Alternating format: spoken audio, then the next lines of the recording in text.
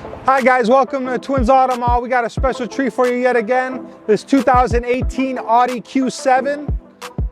It has a lot of different features, obviously being a newer Audi with a lot of tech in it. Let's show you on the inside. You can see it has all the new modern Audi features, the pop-up screen. You can see the rear camera on display there. Has all the nice touches with the real brushed aluminum. On the center console is accents on the side as well as on the dash as well.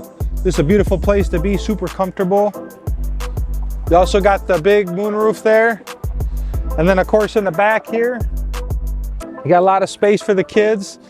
In the center you can see you got the heated seats feature as well, which is really neat, especially for the second row. And then lastly here in the back,